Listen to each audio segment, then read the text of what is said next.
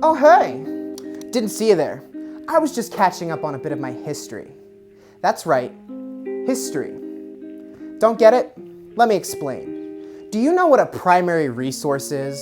They're basically a piece of writing or art from a specific time period which gave an insider view of what was going on during that time. They're basically like a little snapshot of what it was like to live back then. They tended to be diary entries or political cartoons. But I've always wondered, what was the best, most reliable primary resource? I figured it had to be some sort of media, like movies or novels. But I actually found they were comic books. Seriously, think about it. Superhero comics have been running non-stop since the 1950s, and they've been around since the 30s. They've been constantly evolving to fit the times they've been written in. Here, let me elaborate. Sit down and let me explain why I think comic books are the ultimate time capsules. Before I jump into the nitty-gritty, let me give you a brief outline of the history of comics. Comics can be split into 4 general ages. There's the Golden Age from 1938 to 1956. The Silver Age from 1956 to 1970, the Bronze Age from 1970 to 1985, and the Modern Age from 1985 to the present day. Each age has its own specific characteristics that reflect the era they were created in, acting as primary resources for the world's history from the late 30s to today. The Golden Age began with the introduction of the Big Blue Boy Scout Superman in the pages of Action Comics #1 in 1938. Nothing like Superman had been seen since the days of Greek and Roman myth. Action Comics sold like crazy, leading to the boom in the superhero market. Iconic heroes such as Batman, Wonder Woman, Shazam, The Flash, and even Captain America were born during this age. The Golden Age of comics began at the beginning of everyone's favorite war.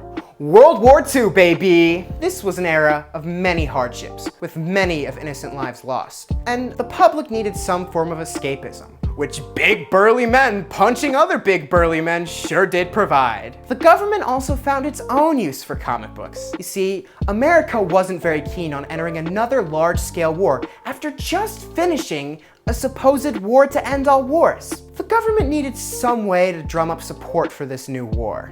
So they turned comic books into the worldwide classic, propaganda. Comic heroes need villains to fight, and Nazis were a convenient fit. Many Golden Age characters are depicted fighting Nazis, both on the cover and in the story. In issue 15 of Batman's solo series, Batman and Robin are depicted firing a machine gun into a crowd of Nazi soldiers, with the text box that says, "Keep those bullets flying. Keep on buying war bonds and stamps." The original Green Lantern is depicted punching Nazis off the face of the earth in the 3rd issue of his solo series. In the first Flash's origin story, he's depicted fighting German scientists, which are implied to be Nazis. The whole goal of Captain America in his introduction was to serve as wartime propaganda.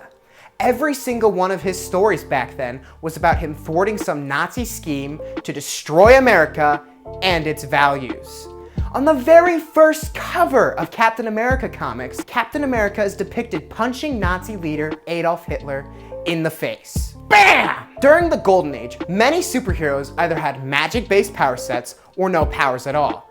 Very rarely were superheroes created through science, with the only notable exception being the Flash. Magic-based characters were very popular, such as Green Lantern, Dr. Fate, and the Spectre. Characters like Batman, Wildcat, and Dr. Midnight had no powers at all. This is due to the fact that all these characters predate the atomic bomb, which inspired fears of its horrific possibilities. The Second World War finally ended in 1945. After years of brutal fighting, America was ready to leave violence behind. That left superhero comics in a really rough position. Comics were used at this point to distract the public, but now that the war was gone, that left superhero comics with no audience. America moved on to romance and horror comics. This led to the discontinuation of superhero books, with 2 notable exceptions, Batman and Superman. This near extinction of the superhero lasted for almost a whole decade. While many enjoyed the comics of the time, others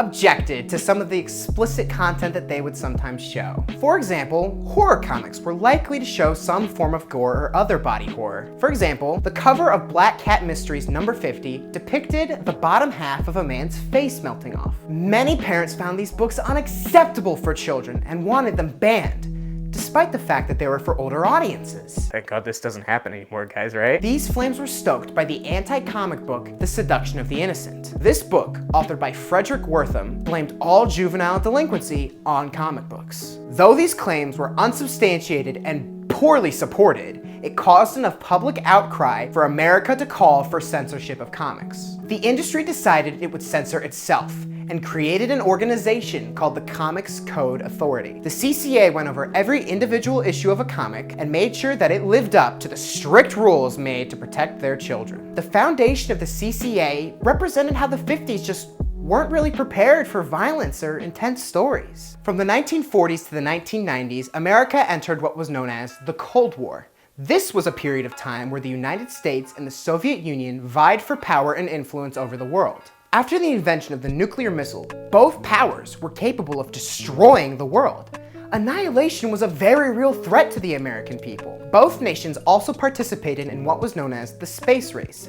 This was a technological race to see which nation could first reach the moon. During the same time period, America entered another war. This was the War in Vietnam, which lasted from 1955 to 1975. This war was fought to stop the spread of communism, which was now spreading all over Asia. China and the Soviet Union were also communists, which was the exact opposite economic system America had. America was not happy about this foreign war. In the year 1958, DC Comics introduced the new Flash, Barry Allen, in the pages of Showcase number 4. This new Flash was so popular that it caused a new comic book boom. DC decided to create a whole new cast of characters after their new Flash, so they decided to reboot Green Lantern. New Green Lantern Hal Jordan is given a ring from a dying alien lawman and is inducted into the Green Lantern Corps. In the year 1961, the first issue of the landmark title Fantastic Four is debuted by Marvel Comics. This book contains a group of engineers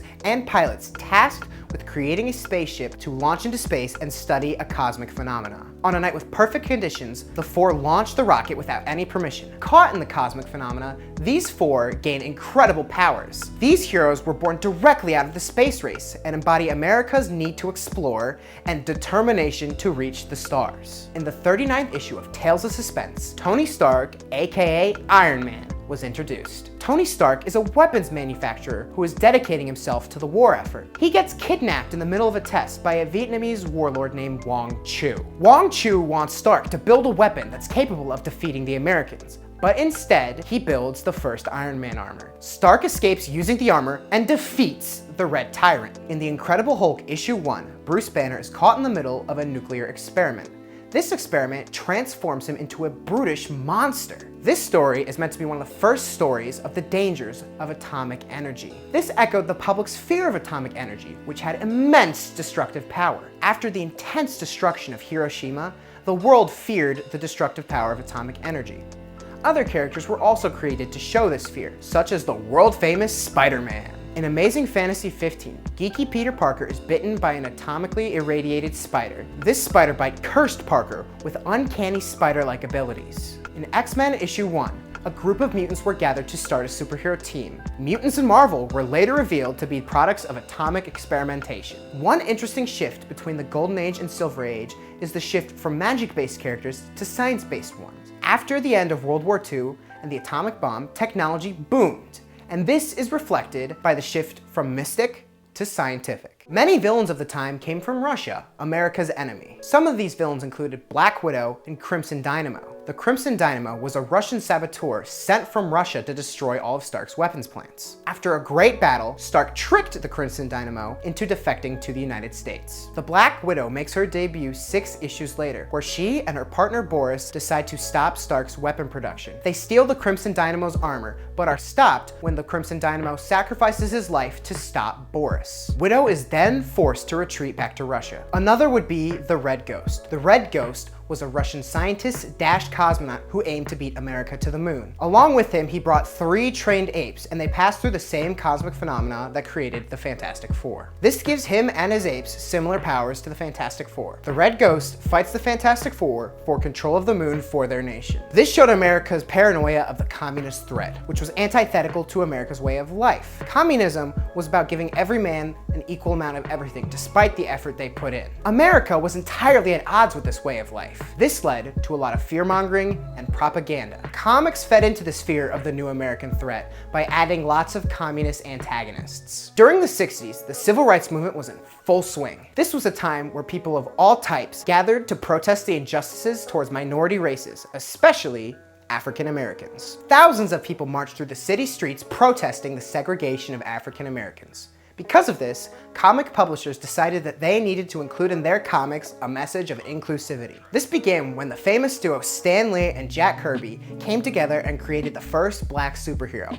the Black Panther. T'Challa is the king of a super advanced civilization in Africa called Wakanda. T'Challa is given the powers by a meteorite, which gives him the powers of the Black Panther. Black Panther was named after the Black Panther Party, a group of civilians who armed themselves to protect their communities. Black Panther finally gave young African American children a role model to look up to. Protests were explored in issue 68 of The Amazing Spider-Man. In this issue, a protest is taking place on Peter's campus for affordable housing for minority students. The comic portrays students as in the right, and they remain relatively peaceful until a villain bombs the protest. Marvel writer Stan Lee thought that it was very important to teach young children how important it was to have equality and peaceful protests. During the 1970s, America began what was known as the War on Drugs. America was being flooded with many dangerous drugs, some of which being cocaine and heroin. America took a strong anti-drug stance and enforced drug policies as hard as they could. To hammer home the anti-drug message, America funded several ad campaigns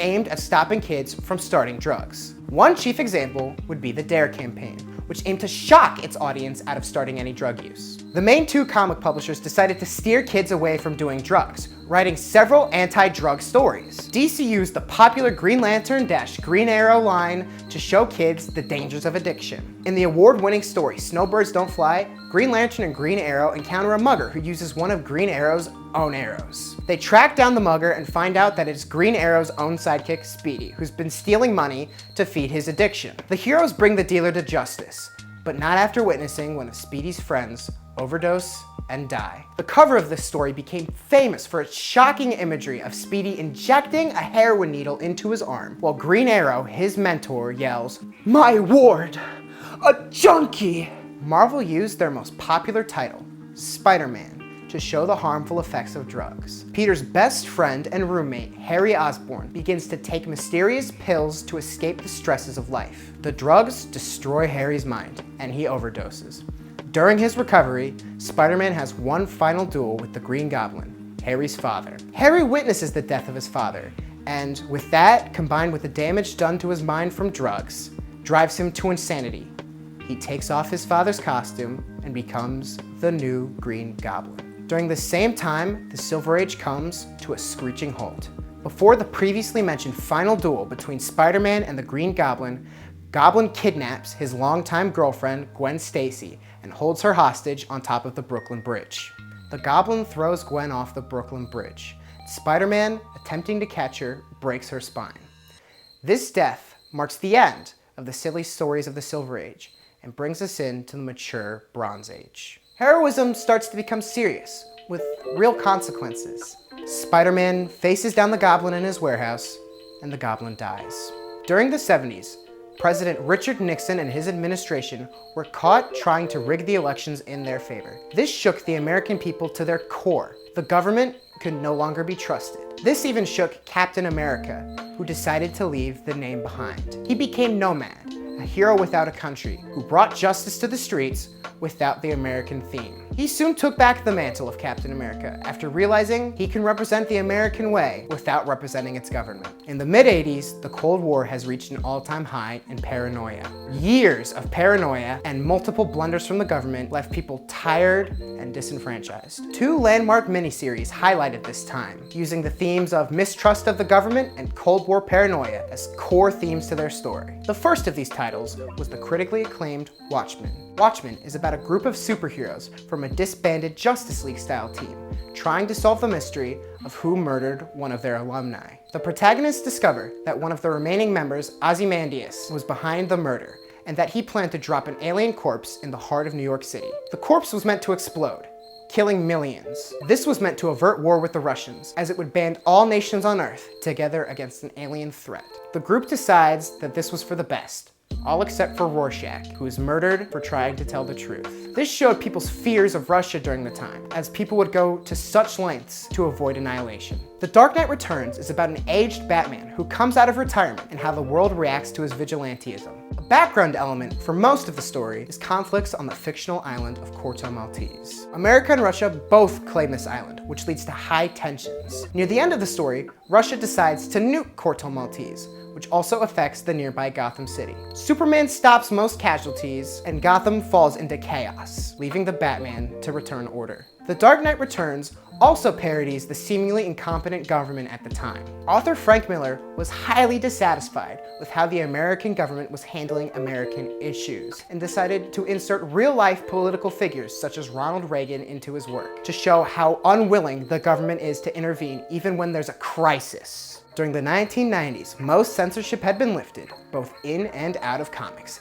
This led to the 90s being the decade of edge. Bands such as Nirvana, Soundgarden, and Pearl Jam led the music scene with grunge rock. Violent video games like Mortal Kombat hit the scene, along with violent anime such as Dragon Ball Z. Action movies like Terminator, Die Hard, and The Matrix hit American theaters. This decade's culture was hardcore, and comics had to change to cater this new market. One obvious shift in comics was the way new artists drew. Prior to this point, heroes were drawn as muscular, but with soft lines and edges to make them seem rather unthreatening to kids. They were heroes after all. The 90s gave these heroes hard lines and thick edges with lots of shadow. These heroes looked extreme, ready to lay down the law by any means necessary. The proportions of these characters were also changed. Heroes up to this point had been muscular, but still achievable by the average person, with a lot of hard work and dedication. This was meant to inspire children to also work hard and to do good, just like their favorite heroes. Once the 90s began to kick in, however, artists such as Todd McFarlane and Rob Liefeld came and started drawing their characters as hulking masses. This took away the ideas of heroes being human and replaced them with testosterone-filled rage machines. On top of art style changes, many artists decided to alter characters' costumes. Kids of the 90s thought that superhero costumes looked a little silly, and that they needed to be cooler and more intimidating. One of the more successful examples would be Aquaman. He went from his orange shirt to no shirt at all, long hair, a beard, and a hook for a hand. This much-needed design allowed most people to see Aquaman as he was meant to be viewed, a hardened, serious warrior, without adding too many of the hideous 90s design philosophies. One character who didn't quite benefit from these changes would be Wolverine. To put it frank, they made him ugly. Ugly as sin. They took away his nose and made him look like a Neanderthal. Another terrible redesign would be Thor in the 90s. He traded in his famous Asgardian armor for leather, straps, and shoulder pads. Some original characters were introduced in the 90s as well. The most famous would be Rob Liefeld's Deadpool. Deadpool is a mercenary, not a hero, with the same healing powers as Wolverine, along with the power of breaking the fourth wall. He was a parody of DC's Deathstroke. He wore red and black, carried a ton of weapons, and had 1,000 ammo patches, a 90s favorite. The same design can be seen in Deadpool's partner, Cable. Cable is a gigantic man who carries thousands of weapons and has ammo pouches up the ass. And he even has those classic 90s shoulder pads. Their personalities were a perfect fit for the 90s too, with Deadpool being an edgy comedian and Cable being gruff and serious. Both of them killed without a second thought. The stories of 90s comics were also very extreme. In the story Batman Nightfall, new villain Bane breaks Batman's back, crippling him. Minor character Azrael takes over as a murderous, hardcore Batman. Another strange story is Green Lantern Emerald Twilight. In this story, Silver Age Green Lantern Hal Jordan's home city is destroyed. This drives him completely insane. He takes his ring and kills every single member of the Green Lantern Corps, becoming the evil Parallax, who aims to destroy time itself. Or something like that. I didn't read it all the way through, it sucked. One final story from Marvel ruined the comics industry with its horrible 90s tropes. After seeing the success of the Death of Superman storyline, Marvel thought it would be a good idea to replicate their success by replacing one of their major characters. They brought back a clone of Spider-Man named Ben Reilly and had him replace our beloved old Spider-Man to become the new, radical Scarlet Spider. This new Spider-Man fought new villains, such as another clone of Spider-Man. This story went on for years longer than it needed to and was filled with all the bad 90s tropes, especially flashy and edgy fights and shock moments without any substance whatsoever. On September 11th, 2001, a terrorist group known as Al-Qaeda flew planes into the World Trade Center in the center of New York City. Thousands died and America was shocked. This changed the world forever. Security increased all over America. The nation was swept with an all-new wave of paranoia.